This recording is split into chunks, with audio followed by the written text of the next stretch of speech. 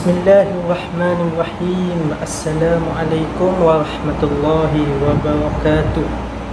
Allahumma salli ala Sayyidina Muhammadin wa ala alihi wa sahbihi ajma'in. Allahumma innaka khallaqul azim, innaka sami'ul alim, innaka ghafurur rahim, innaka rabbul arsyil azim. Apa khabar semua?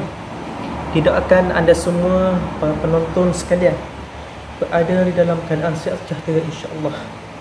Baik, hari ini saya akan berkongsi dengan para penonton, tuan-tuan dan puan-puan sekalian tentang satu topik besar yang berkaitan dengan amalan jual beli, dan tajuk kecil yang akan saya kupaskan, yang akan saya tumpukan dalam satu instrumen dalam muamalah Islam, iaitu bai' al-uban. Semestinya para penonton tertanya-tanya, apa itu bai' al-uban? Sekejap lagi kita sama-sama mendapatkan pencerahannya. Sebelum itu, saya mohon kepada para penonton sekalian supaya jangan lupa like, komen dan share video ini, kerana insya-Allah ia akan memberi manfaat kepada kita semua insya-Allah. Tuan-tuan dan puan-puan, para penonton sekalian, apa itu bai' al-uban? Bai' al-uban itu dari segi pengertiannya ataupun dari segi makna bahasanya ialah pinjaman ataupun pendahuluan. Secara teknikalnya, ia merujuk kepada bayaran wang pendahuluan oleh pembeli kepada penjual yang akan termasuk sebahagian daripada harga jual beli sekiranya pembeli tersebut meneruskan pembelian. Jika pembeli tersebut tidak meneruskan pembelian, maka wang pendahuluan atau dikenali sebagai deposit itu tidak dikembalikan semula dan dikira sebagai hibah kepada para penjual. Seterusnya, para afqaha berselisih pandangan dalam penetapan hukum bai' al-uban. Sebahagian daripada mereka berpendapat ianya tidak boleh kerana mengandungi elemen-elemen yang ketidakpastian, iaitu was-was, iaitu berkaitan juga dengan amalan judi, mengambil hak secara tidak sah. Bagi sesetengah urusan jual beli yang berkaitan dengan muamalah Islam, bai' al-uban ini sesetengahnya tidak sah kerana wujud memberi sesuatu kepada penjual tanpa pulangan kepada pembeli. Para at-tabi'in seperti Mujahid, Ibnu Sirin, Nafi' bin Harith, Zaid bin Aslam dan Imam Ahmad ibn Hanbal ada menceritakan bahawa transaksi bai' al-uban ini dibolehkan. Ianya berdasarkan kepada satu transaksi yang telah dilakukan oleh Sayyidina Umar radhiyallahu anhu, yang telah mewakilkan Nafi untuk membeli rumah Safwan bin Umayyah dengan harga 4,000 dinar sahaja untuk dijadikan penjara. Dalam transaksi tersebut, Safwan mensyaratkan bayaran deposit sebanyak 400 dirham yang akan menjadi miliknya jika pembelian tersebut tidak diteruskan oleh pihak Sayyidina Umar. Dalam hal ini, Sayyidina Umar radhiyallahu anhu bersetuju dengan syarat yang telah dikemukakan oleh Safwan bin Umayyah. Baik, sebelum saya meneruskan kepada huraian yang lebih detail lagi tentang bai' al-uban ini, alangkahnya baik kalau kita berehat seketika. Kita kembali selepas ini.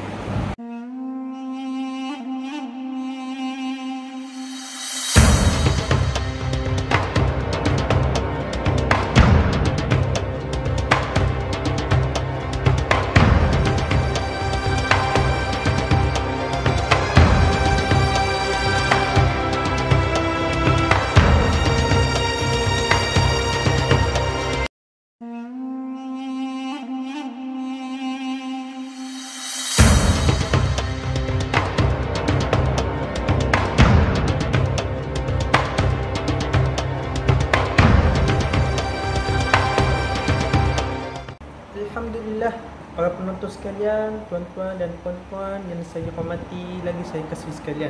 Baik, berdasarkan kepada beberapa pengertian yang telah saya berikan sebentar tadi, terdapat bahawa secara prinsipnya bayi al-uban ini mengandungi beberapa ciri-ciri seperti berikut. Baik, yang pertamanya, pembeli dalam konsep bayi al-uban ini mempunyai hak untuk membuat pilihan sama ada ingin membeli barangan tersebut ataupun ingin membeli barangan tersebut dalam satu-satu tempoh yang tertentu. Namun ia bukanlah menjadi kewajipan kepada seseorang itu untuk membeli. Baik, yang kedua pula, penjual tiada hak untuk menjual mana-mana barang tersebut kepada pembeli lain, sekalipun ia ditawarkan dengan harga yang lebih tinggi, dan berkewajipan untuk menunggu dalam satu tempoh masa yang telah dijanjikan kerana telah menerima wan pendahuluan daripada pembeli ataupun yang telah booking barang tersebut. Baik, yang ketiganya pula, harga barangan tersebut mestilah dipersetujui secara kolektif, secara bersama. Ini dapat dilihat berasaskan perjanjian bahawa sekiranya proses jual beli itu disempurnakan, maka bayaran pendahuluan tersebut dianggap menjadi sebahagian daripada harga barangan tersebut. Baik, yang keempatnya pula, terdapat tempoh yang harus dipersetujui oleh kedua-dua pihak untuk memastikan pembelian barangan tersebut berlaku ataupun tidak. Oleh itu, bagi menyenaraikan sesuatu urus niaga itu sebagai kontrak ataupun sebagai yang dikenali sebagai bai' al-uban ini, maka keempat-empat ciri yang telah saya sebutkan tadi itu harus dipenuhi. Sebaliknya, jika ciri-ciri yang telah saya sebutkan tadi tidak dipenuhi, maka urus niaga itu dianggap terkeluar daripada kategori bai' al-uban. Baik, seterusnya terdapat beberapa pendapat para alim ulama mengenai bai' al-uban ini. Secara umumnya, terdapat persepakatan ulama dalam aspek berkaitan bai' al-uban ini. Namun ada yang berselisih pandangan dari sudut yang lain pula. Para ulama berpendapat bahawa bai' al-uban ini diharuskan jika penjual ingin mengembalikan wan yang telah didahulukan oleh pembeli tersebut sekiranya urus niaga belian tersebut dibatalkan oleh pembeli, sebagaimana yang dinyatakan oleh Imam Malik dalam kitab Al-Dasuqi. Walau bagaimanapun, jika ini berlaku, perkara yang di atas yang telah saya sebutkan tadi, objektif serta tujuan daripada kontrak bai' al-uban ini tidak akan tercapai. Demikianlah juga timbul perselisihan pendapat di kalangan para alim ulama jika kedua-dua belah pihak ini ingin meneruskan urus niaga dan wan pendahulu yang telah dibayar tadi dikira termasuk dalam jumlah keseluruhan harga yang perlu dibayar oleh pembeli. Baik, sebelum saya meneruskan penerangan yang lebih lanjut daripada bai' al-uban ini, kita berehat seketika, kembali selepas ini.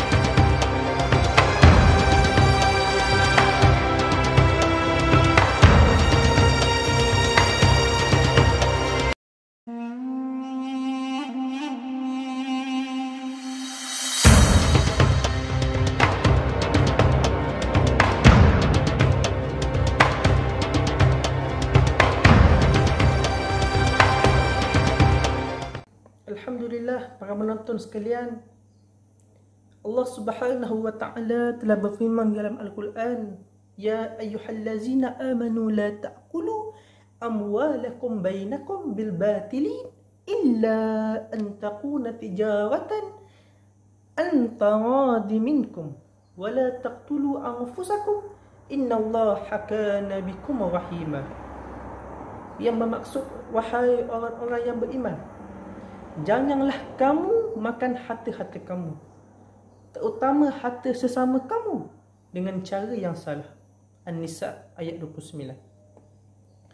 Imam Al-Katabi daripada mazhab Ambali berpendapat bahawa bai al-uban ini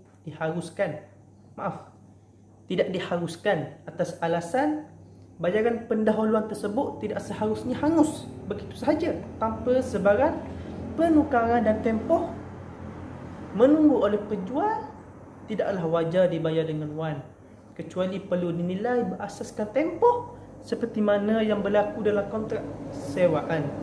Secara prinsipnya, hukum-hukum dan syarat-syarat bai al-uban ini sama seperti kontrak jual beli. Menurut jumhur ulama, ini bersepakatan ulama, kontrak jual beli hendaklah mengandungi 4 rukun. Yang pertama penjual, yang kedua pembeli, yang ketiga lafaz, dan yang keempat barang yang telah dikontrakkan itu.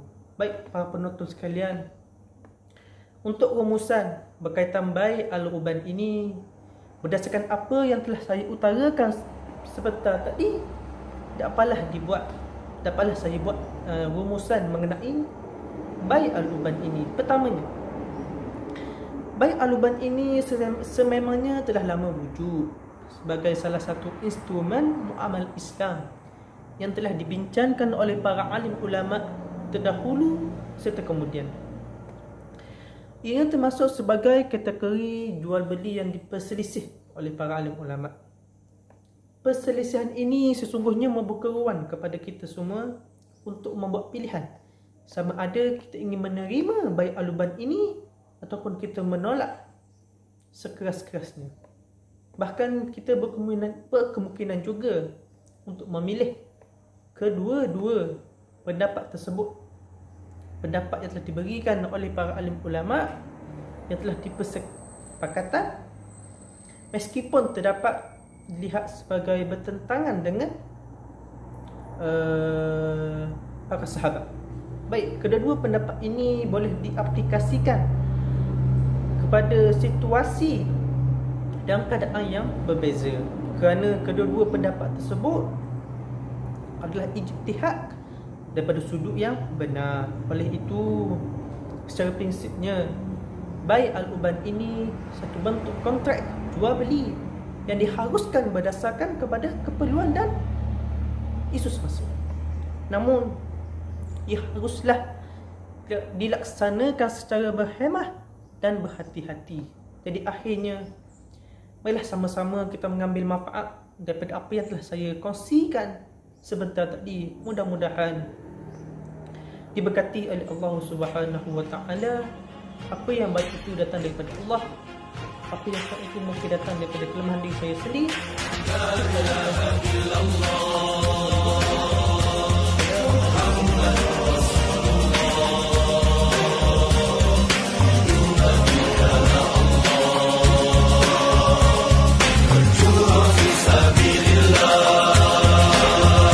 Wahai para pemuda, maralah ke hadapan, gerahkanlah tenagamu dan juga fikiran, korbankanlah hartamu sekalipun jiwa raga, bersama pertahankan negara yang tercinta.